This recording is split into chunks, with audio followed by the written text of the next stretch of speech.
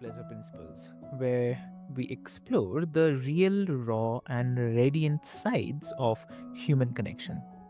Because pleasure is not just about the physical thing, it's all about emotional, relational, and deeply, deeply personal. Yeah. I'm your host, Avik, dear listeners, and today we are diving into a subject. Yes, subject that many couples quietly struggle with.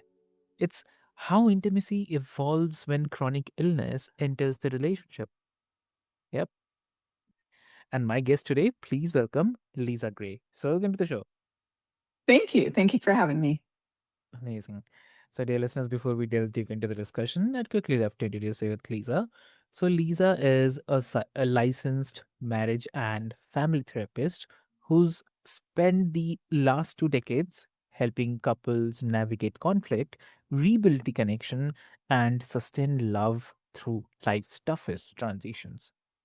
So, Lisa has a thriving private practice in the San Francisco Bay Area, and where she specializes in high conflict couples and the unique challenges like chronic illness can bring into relationships. So she knows this not just professionally but personally. After being diagnosed with Ehlers-Danlos syndrome in 2009, she discovered the firsthand that how illness can shift intimacy, communication, and even identity when within a partnership. Yeah. And now she's on a mission to help couples expand their definition of intimacy beyond sex as uh, we have been taught to understand it, and also into something deeper, more creative, and more sustaining.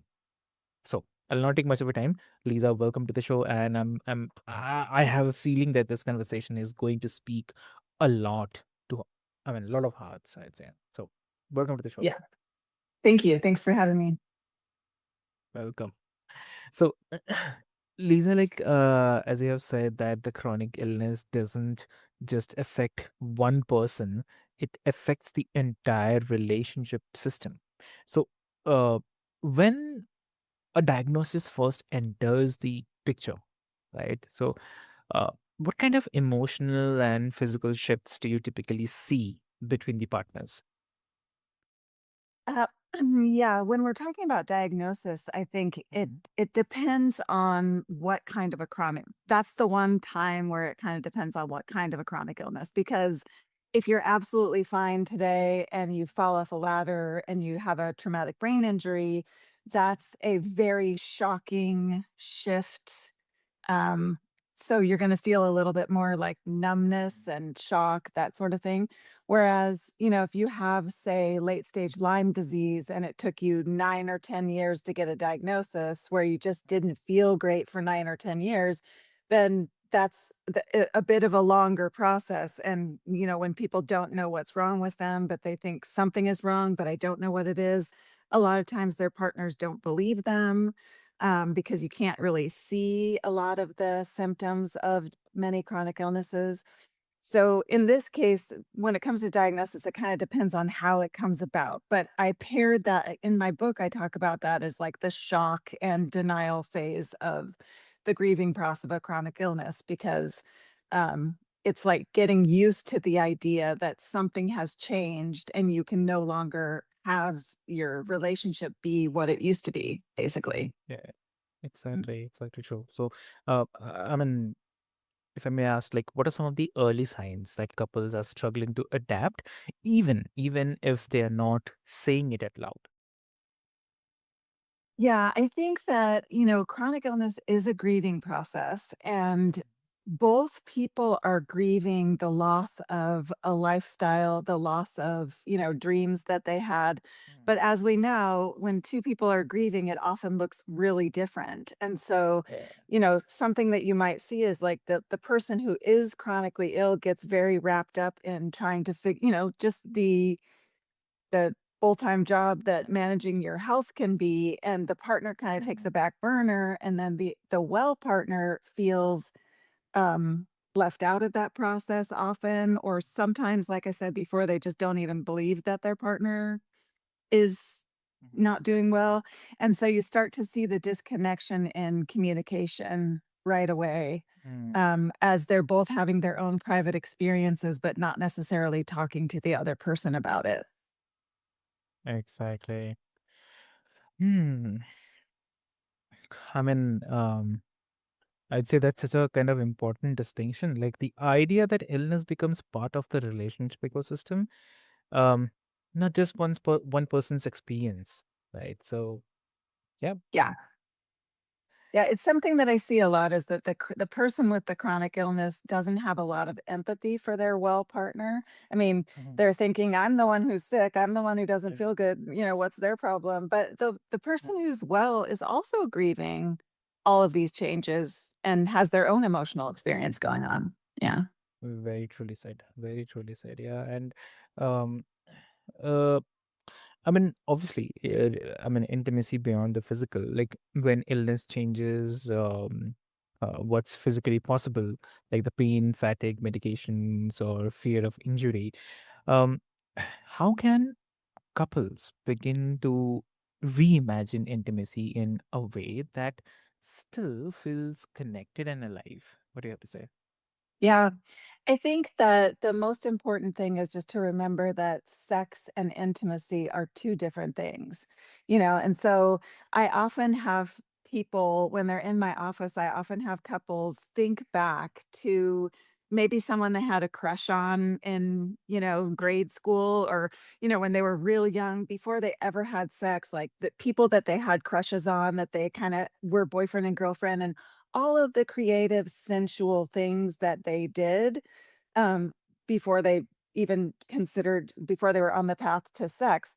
And many times people think of those relationships as the most like exciting and like sensual relationships that they've had. And it didn't even involve sex. But then once we get into these long term relationships, sex is kind of the main event. So when people have chronic illness, I invite them to step back and remember that there are lots of ways to experience healing touch and lots of ways to be sensual that don't necessarily involve having sex. So, um, you have to get a little bit more creative and understand that this is about, like your show is named, this is about pleasure, it's about sensuality, it's about connection.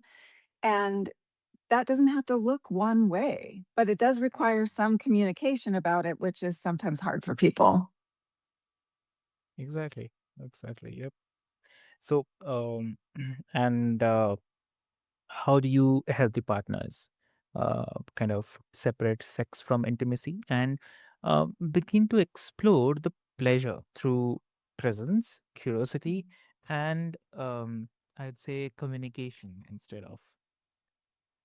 Yeah, I think, sometimes it does help to have a therapist sort of guiding the conversation about intimacy, but I ask Mm, them to basically sort of step back from like their traditional thinking about sex, and that's off the table, and sort of like start to experiment with what's it like just lying together on the bed? What's it like snuggling? What's it like to just mm, hold hands or make out, or you know what I mean? Like things that maybe mm, they have forgotten to do that they used to do. And so, we experiment a little bit with what's possible for the person, because if you're very fatigued, this may not be super adventurous. It might just be laying together and breathing together, mm. making eye contact, things like that. So really kind of stepping back and understanding that your commitment is to feeling connected to each other through some kind of touch or connection, but that doesn't necessarily have to be sex. It can be any type of Yeah, connection. So it's like slowing down, being creative in your thinking and talking about what the possibilities actually are. true, true. I mean, it's definitely very, very important. I mean, it's such a liberating shift. I mean, pleasure not as a performance and but as a attunement, I would say. Yes. Exactly, Yeah. exactly. Mhm.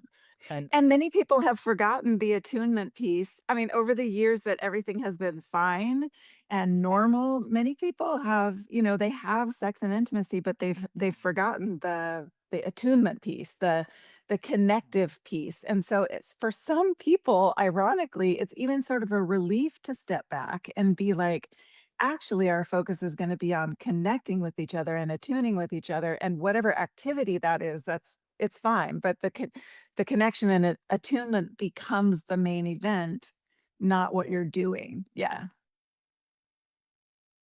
That's very true. Yeah. Mhm. And like you have lived this experience yourself. So um how does chronic illness impact a person's sense of identity, desire, and even I would say kind of worthiness in the relationship? Yeah, unfortunately, it's really hard not to become identified with your diagnosis. For most of us, the amount of time that it takes to Mm, work on, whatever treatments we're doing and how we're mm, feeling and all that becomes sort of a central focus. And I feel like connection with your partner, initially at least, kinda takes a back seat, like, that we can do that later, right now I need to concentrate on what's going on with me, and that's true to some extent, but I'm always encouraging people to find balance, because if you're gonna build a life that has meaning to you, it's gonna have to have balance. It can't all be about the illness. That's not all you are. So I describe it sort of like if you look at the sky, the illness is clouds in the sky, but you're the sky. Like you are so much mm. more than just the illness that happens to be moving through. So yeah, it really has to be kind of a conscious decision to be balanced in that way.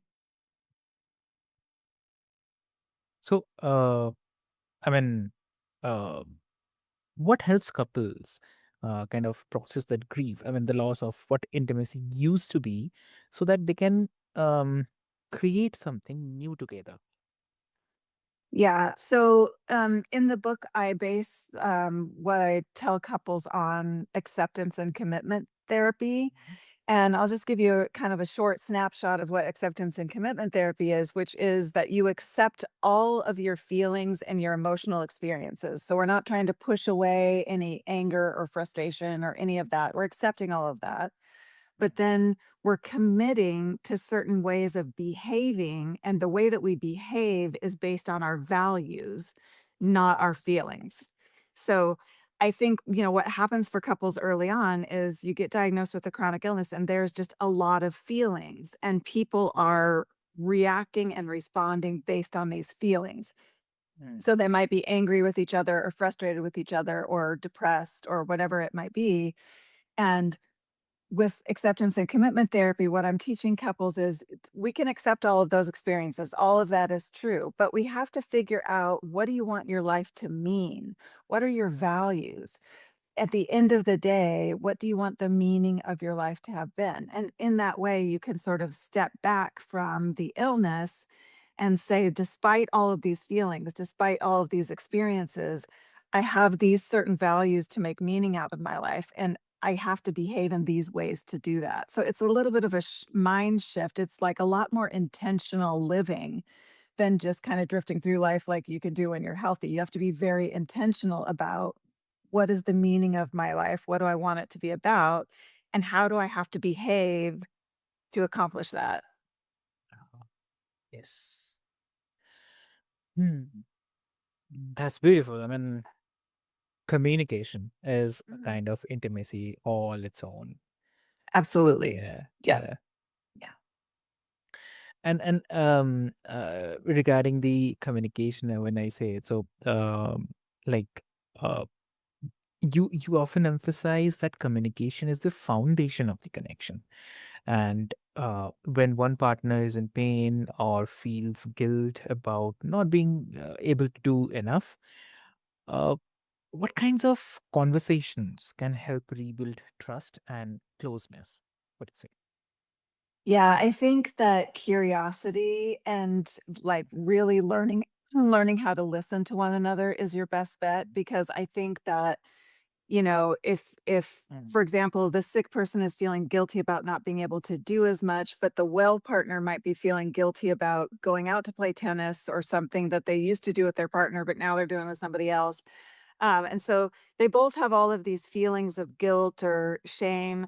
And if you don't communicate those, they just fester. They just turn into like resentments and all of that. And so the the way to address it, most couples, when they sit down to talk about something like this, they go straight to problem solving. They go straight to, what do we want to do about it? But I ask couples to slow down and just have really curious and open conversations. And so you're just, you're sitting down with the intention of just hearing how your partner's feeling without trying to solve it, without trying to make it different, without feeling like you have to do something about that, but just being a present, empathetic Mm, person for your partner to be able to say their experience to. There may be things you can do about that in terms of solving it. That comes later.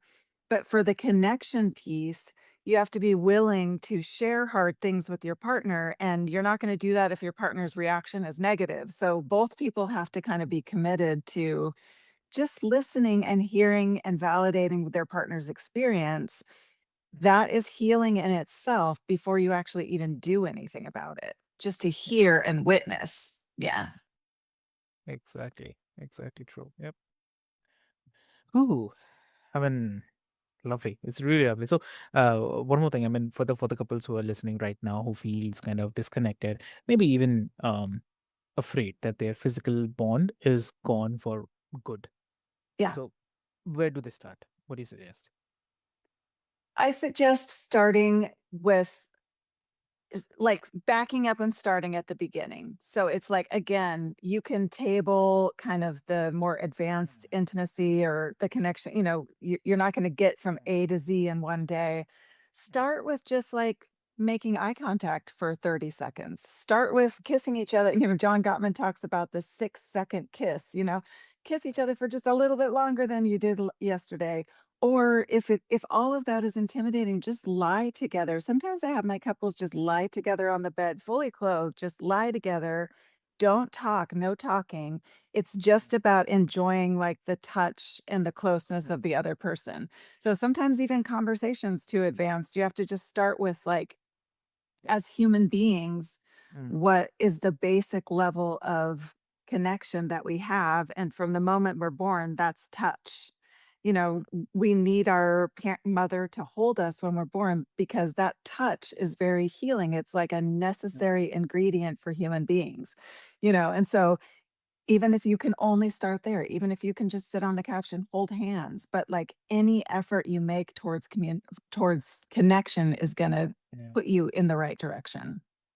Exactly. Exactly. Very well said. Yes. I love that because the idea that connection is something we can relearn that every stage of life, and Mhm. that love can adapt when we allow to it for sure. So, definitely. Yeah. Yep. Yeah. Great. So, Lisa, thank you so much for bringing such a depth and tenderness to this conversation. And I definitely say that you have shown us that intimacy doesn't disappear when uh, illness enters the room. It simply asks us to evolve. So, thank you so much for Yes. that. Yeah. Thanks for having me. Really appreciate it. Amazing. And for everyone who's listening, if you or someone you love is navigating the chronic illness and intimacy, know this that your story is not broken. It's just unfolding differently. And in that difference, there can be beauty, creativity, and new kinds of pleasure. So, Lisa, if someone wants to connect with you, what will be the great medium to connect? So I have a website for my books, which is lisagrayauthor.com. And then Lisa Gray MFT is my therapy website. And I'm on Instagram at Lisa Gray MFT as well. Amazing. So, dear listeners, what I'll do is I'll put all the links into the show notes for your easy reference. And with this hope, this is your host Avik, and this is Pleasure Principles, reminding you that pleasure is not lost in pain. It's waiting to be rediscovered, one honest moment at a time. So until next time, be gentle with your body, open your heart, and curious about the many ways love can still touch you. So, thank you so much.